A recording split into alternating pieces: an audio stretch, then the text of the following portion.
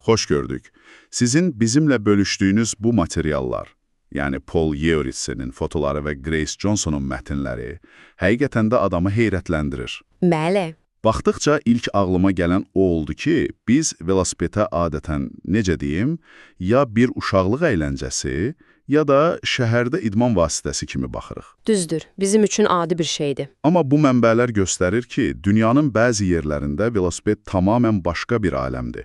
Bu, iki səyyahın 2010-cu ildə Asiyadan başlayan səyahətinin hekayəsidir. Hə, Və məqsədimiz də sizinlə birlikdə bu sadə iki təkərin fərqli mədəniyyətlərdə necə inanılmaz formalara düşdüyünü anlamaqdır. bəli. Bu layihənin kökündə əslində çox maraqlı bir ziddiyyət dayanır.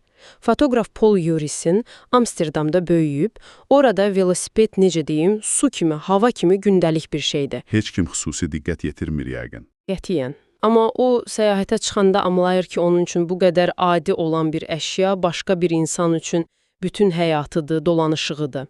Bütün ailəsini saxlamaq üçün bir vasitədir. Bəli, bəli. Bu səyahət əslində bu kəşfin sənədli sübutudur. Onların əşyaları da çox sadədir. 2 velosiped və içi, belə deyək də, müasir insanın bütün qorxuları ilə dolu olan bir neçə çanta. Gəlin elə bu dolanışıq məsələsindən başlayaq.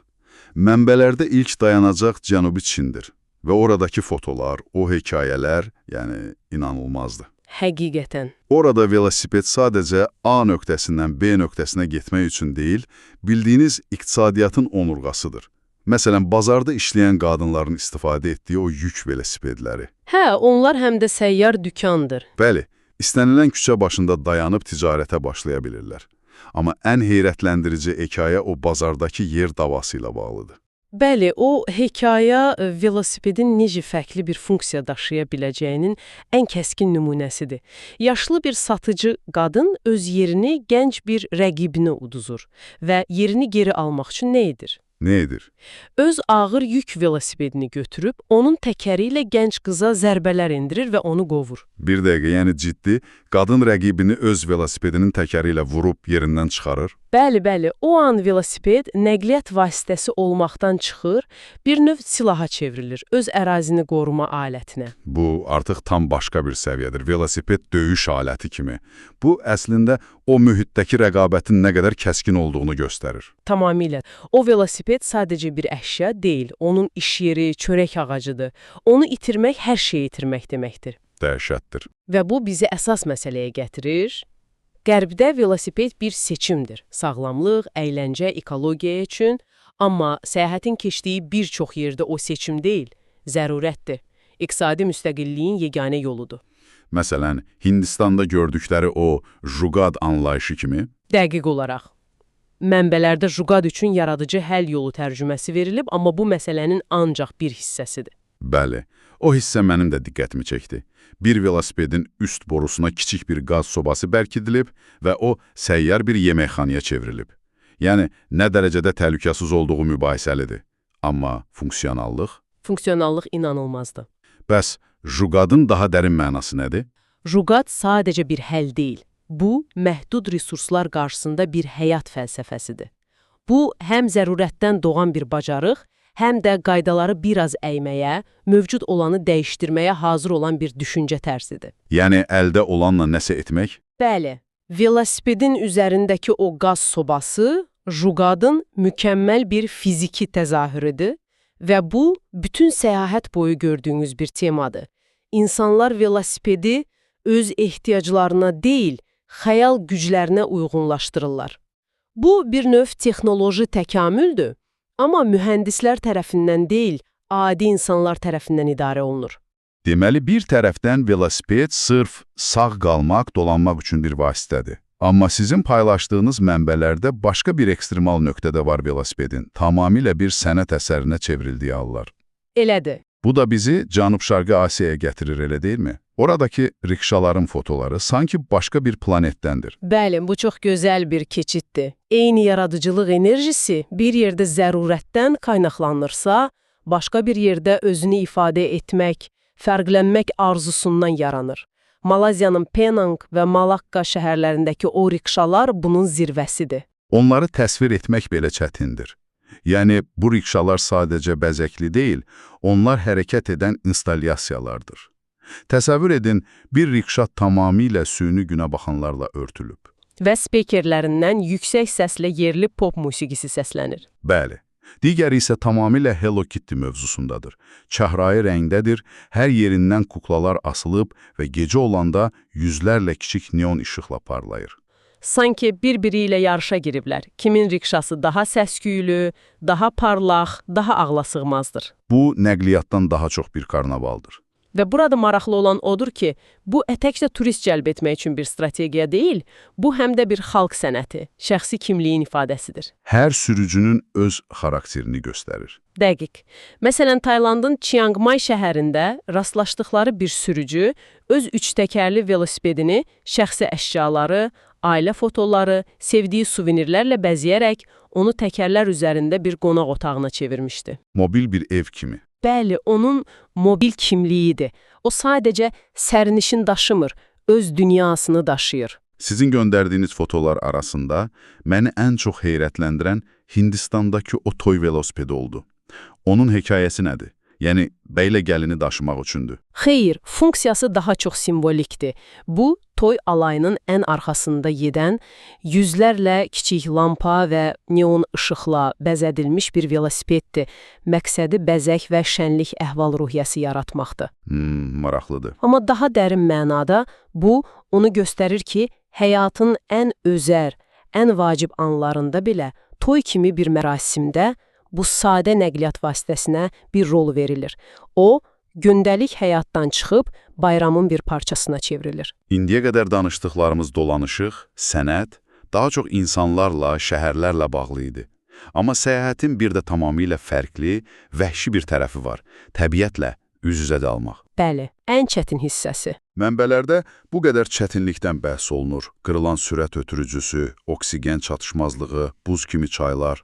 Oxuyarkən adama elə gəlir ki, buna həqiqətən dəyərmi?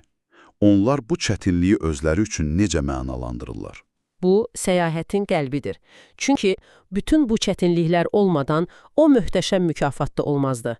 Velosipedlə səyahət etməyin fərqi də elə budur. O sizi insan sürəti ilə hərəkət etməyə məcbur edir. Və ətrafdakı dünyanın miqyası ilə birbaşa tamasa keçirir. Bəli, maşında və ya avtobusda olanda dünya bir film kimi pəncərədən axıb gedir. Amma velosipeddə sən o filmin içindəsən. Bəli, Çindəki o palçıq hekayəsi bunu çox gözəl təsvir edir. Güclü leysan yağışından sonra yol palçıq dənizinə çevrilir və o palçıq yapışqan olur, təkərlərə, əyləclərə, zəncirə dolur və velosipedləri tamamilə hərəkətsiz vəziyyətə gətirir. Hətta Polun velosipedinin sürət ötürücüsü, yəni diraler, qırılır. Təsəvvür edin, heç bir yerin ortasında ən vacib hissələrdən biri sıradan çıxır. Əlbəttə, o anlarda ümidsizlik olur. Amma eyni zamanda bu bir sınağa çevrilir. Və ya Himalay dağlarında 4000 metrdən çox yüksəklikdə nəfəs almağın çətinləşməsi. Oksigen zəhmət olmasa adlandırıblar o hissəni. Bəli, hər pedal çevirəndə sanki ağciyərlərin partlayacaqmış kimi hiss edirsən. Ən təhlükəli an isə şübhəsiz ki, Polun buz kimi soyuq çayı keçərkən ayağının sürüşməsidir. Bütün avadanlıqla yüklənmiş velosipedini az qala uçurumdan aşağı axan çaya salırdı. Bir saniyəlik səhv bütün səyahəti bitirə bilərdi. Bəs bütün bunlara qatlanmağın mükafatı nədir? Mənzərə. Mənzərədən daha artığı. Bu, turist baxışı ilə səyyah təcrübəsi arasındakı fərqdir. Tacikistanın Pamir dağlarında o sonsuz boz dəniz kimi uzanan peyzajın içində velosiped sürərkən özünün nə qədər kiçik bir toz zərrəsi olduğunu hiss edirsən. Və ya Hindistandakı Barala-Çalla aşırımının o rəngarəng çılpaq qayalarına çatanda hiss etdiyin o qələbə hissi. Bunu heç bir avtomobilin pəncərəsindən yaşamaq mümkün deyil. Çünki o mənzərəni sən öz əzələ gücündən, öz nəfəsinlə, öz tər tökərək qazanmısan. Dəqiq elədir.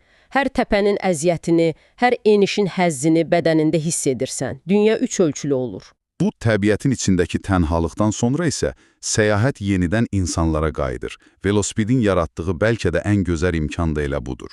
İnsanlarla asan ünsiyyət qurmaq. Bəli, onlar avtomobildə olsaydılar, bu hekayələrin heç biri yaşanmazdı.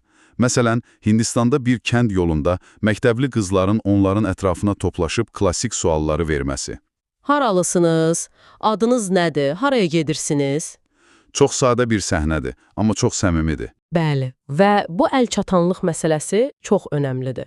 Velosiped sədləri, baryerləri aradan qaldırır.